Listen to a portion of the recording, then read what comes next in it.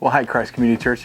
Again, I'm Jeff Lee with another weekly installment of our updates from our men's group here at Christ Community's downtown campus. And man, I'm excited to bring our next guest on. As we heard from Steve one week, and then we heard from Jacob another, I'm excited to bring this man on because he's doing amazing work for the gospel, doing amazing things with his family. He's a personal hero of mine, and I also get to call this guy my brother. So sit back and enjoy this look at how this man is handling stay-at-home orders and social distancing, and how he's digging into the gospel, how he's digging into Jesus and leading his family well. So let's check it out. I'm on with Jake Barreth, one of my heroes, one of my close personal friends, and I just happen to have the rare honor of being his brother-in-law. So he has agreed to come on and tell us a little bit about how things are going with him with stay-at-home orders and just how he's adjusting now in this season and how he's caring for his family, especially with having a new son born here recently and a wife who is a nurse. So Jake, just tell us a little bit about your journey to Christ Community. Sure. Well, so first off, I'm home with our two boys, so you'll probably see kids running in the frame and yelling and who knows what else. But anyway, so yeah, how did I come to Christ Community? Well, it was really because of you and Becky. My wife and I had been serving at another church in Kansas City for about 6 or 7 years, and we felt like we were ready to join a church that is more kind of service oriented. And we had been looking at different churches, and thanks to you guys inviting us, we went to Christ Community downtown. And I mean, honestly, we just really felt at home right away. There's a lot of great churches in Kansas City, but we felt right at home at Christ Community pretty much, first Sunday. And so we've been going ever since. And I guess that was, I don't know, 2 years ago, 2.5 years ago, something like that. So yeah, we're still relatively new to Christ Community, but we're loving it.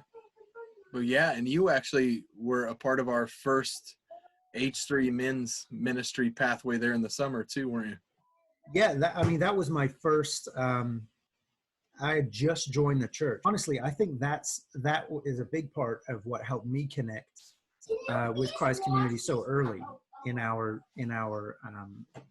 journey with the church. So that was good. Give me a sec.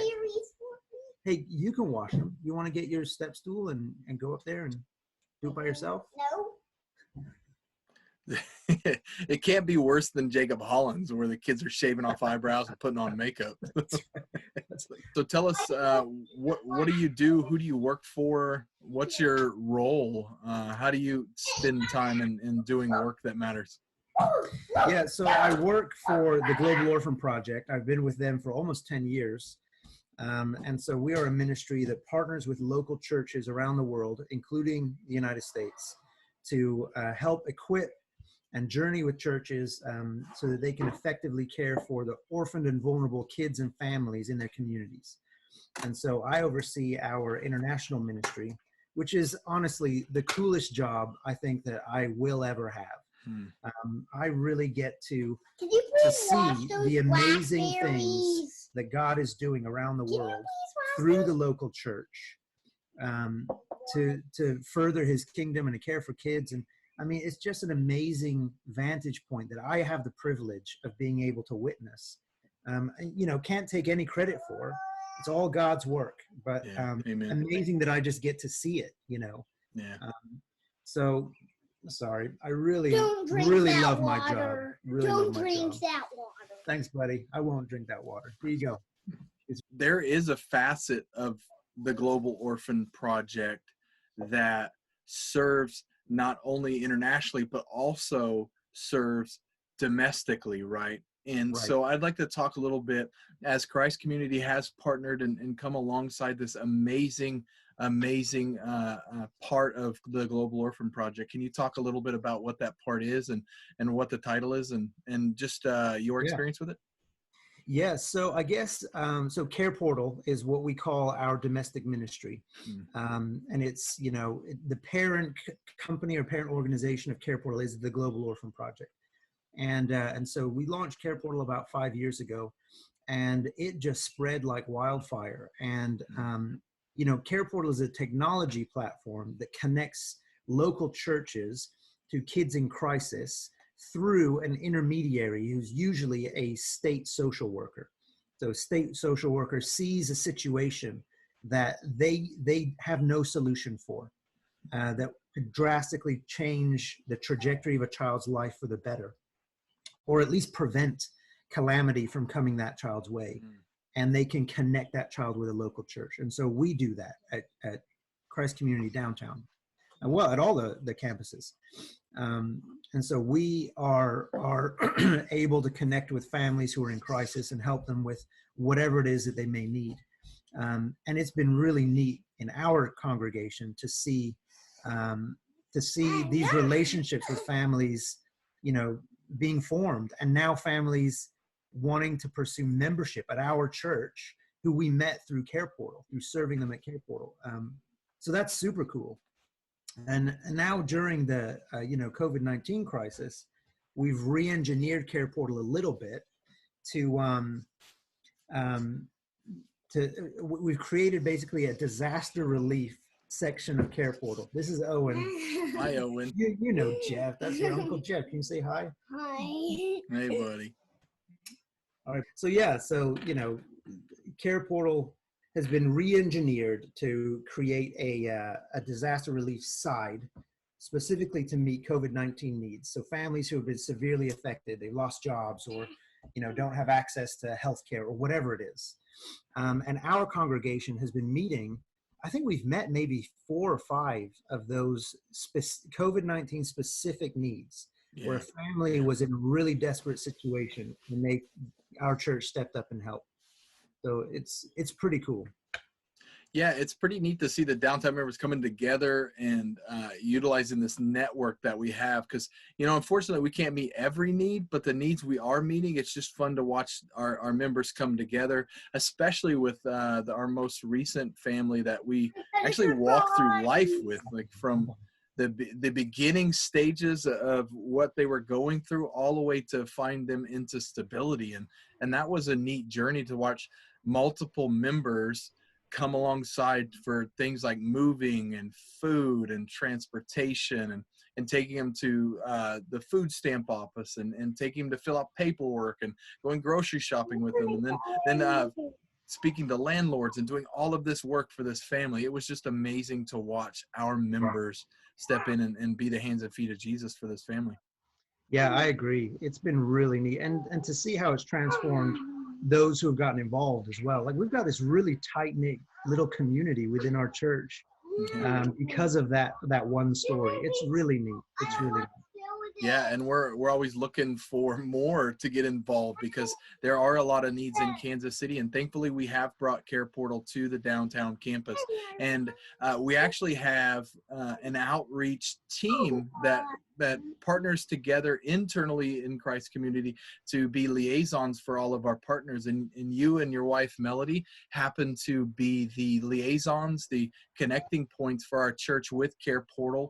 And we're just happy and glad to have you on that. And if anybody is interested in getting connected, seeing ways that they can get into the great work that God's doing through CarePortal, definitely reach out to Jake. There'll be some information down on the screen to get connected so that you can step in and serve.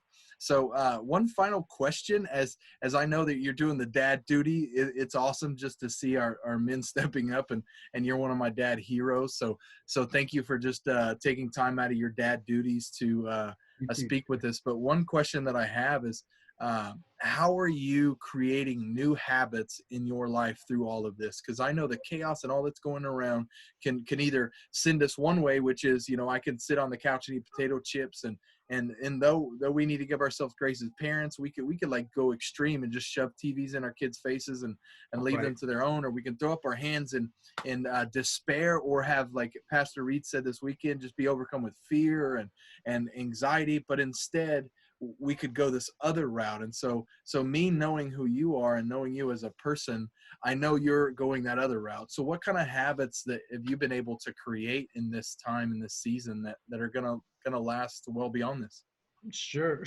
Well, it's it's been a challenge, no doubt. And I think like when I first started working from home, it was hard to kind of come to grips with the reality that I just wasn't going to be as productive as I usually am, and to give myself some grace to do that, and to not see this amazing opportunity of me getting to be able to spend time with my kids as a hindrance, and as something that I was, and at first I didn't do that well, I'll be honest. I saw it as an annoyance almost, Yeah.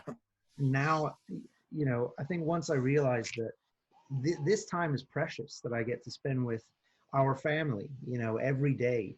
And that was a bit of a game changer for me. And so, leaning into that, well, what habits can I create with my family?